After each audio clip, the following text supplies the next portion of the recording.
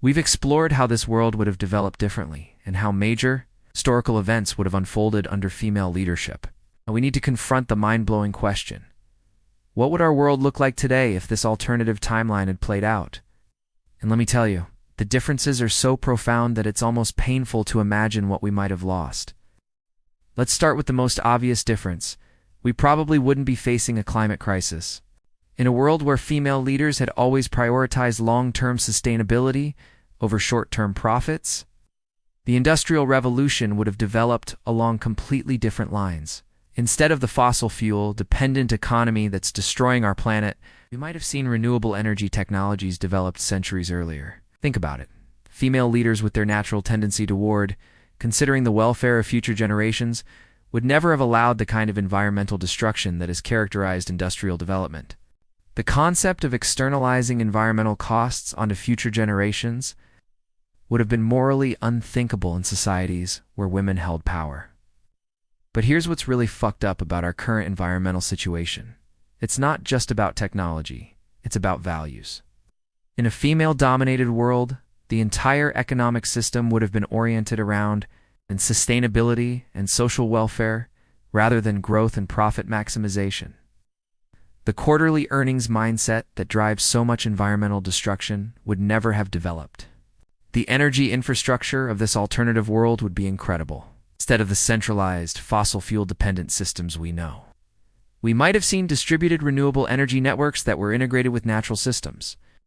Solar, wind, and geothermal technologies would have been perfected centuries ago, creating an energy system that enhanced rather than degraded the environment. The urban planning in this world would be absolutely mind-blowing. Instead of the sprawling automobile-dependent cities that characterize much of modern development, female leaders might have created compact, walkable communities that integrated residential, commercial, and natural spaces.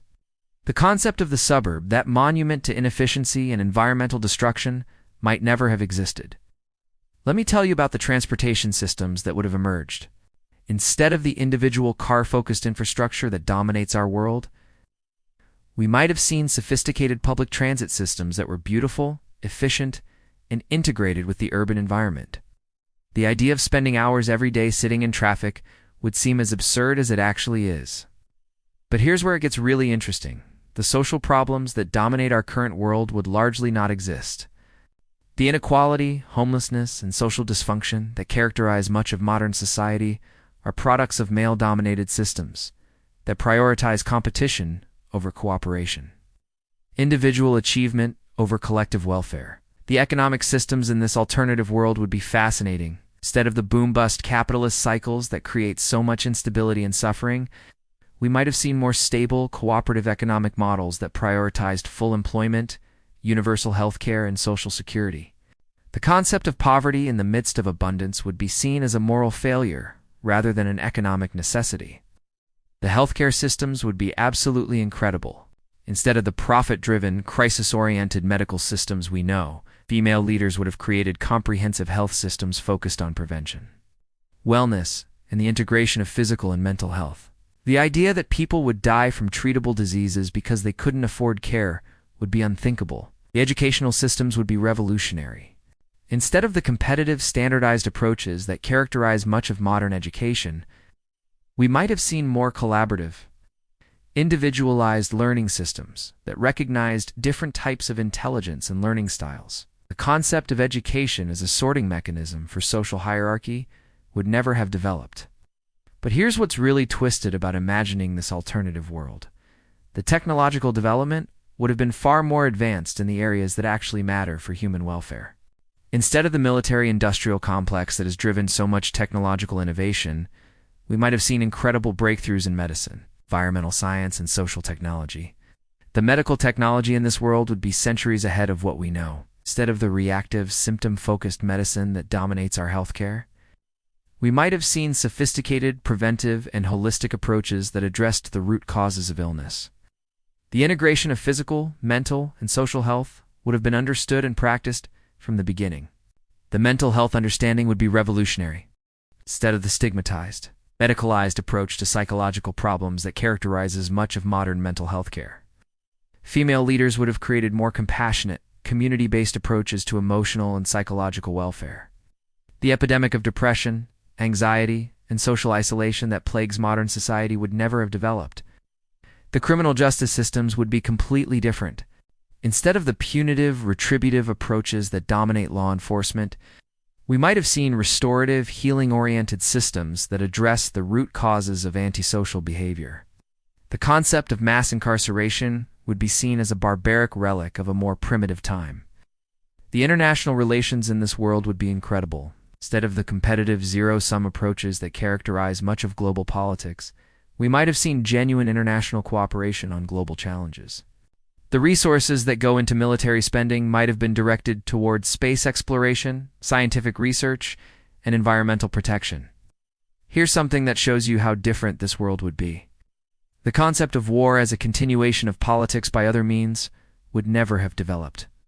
Female leaders, with their emphasis on diplomacy and long-term thinking, would have created international institutions that actually worked to prevent conflict rather than just managing it after it erupts. The space exploration in this timeline would be absolutely mind-blowing. Instead of the nationalist competition that drove the early space program, international cooperation would have led to incredible achievements.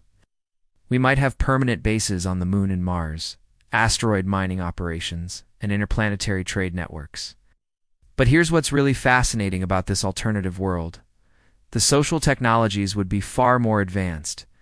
Instead of the social media platforms that are designed to maximize engagement and profit, we might have seen communication technologies that actually strengthened communities and enhanced human connection rather than fragmenting them.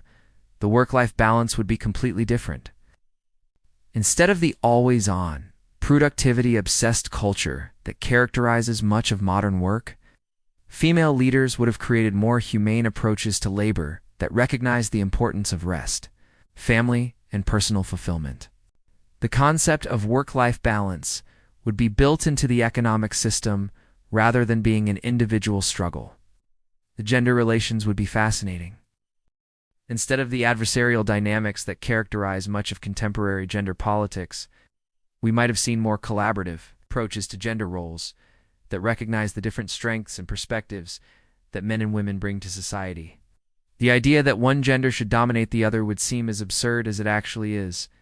The artistic and cultural achievements would be incredible. Instead of the male-dominated cultural narratives that have shaped much of human artistic expression, we might have seen more diverse, inclusive approaches to art and culture that celebrated the full range of human experience rather than just the perspectives of the dominant group. But here's what's really painful about imagining this alternative world.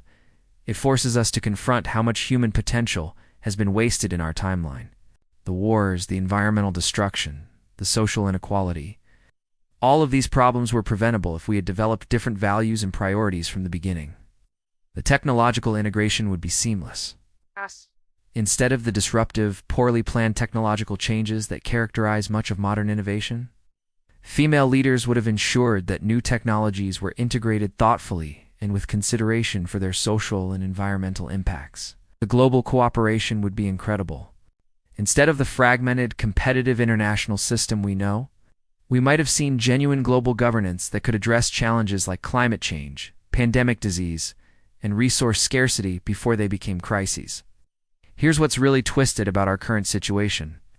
Many of the problems we face today are the direct result of male-dominated decision-making throughout history. The short-term thinking, the zero-sum competition, the prioritization of individual achievement over collective welfare, these aren't inevitable features of human nature.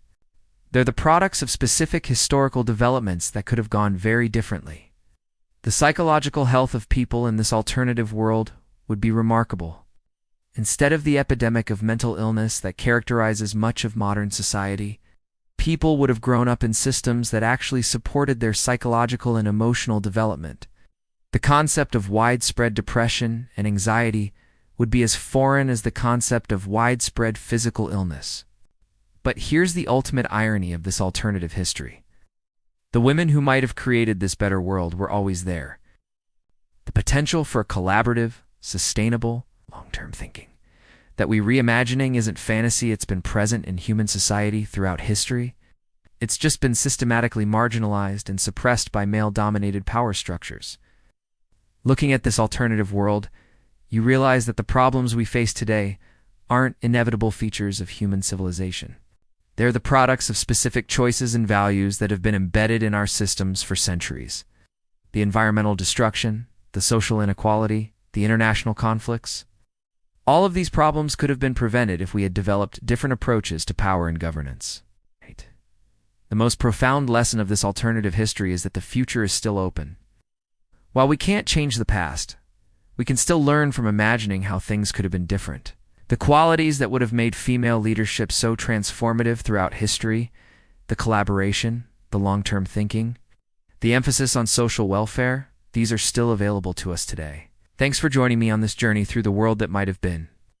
These scenarios remind us that history isn't inevitable, that the problems we face today aren't permanent features of human civilization, and that we still have the power to choose different paths forward.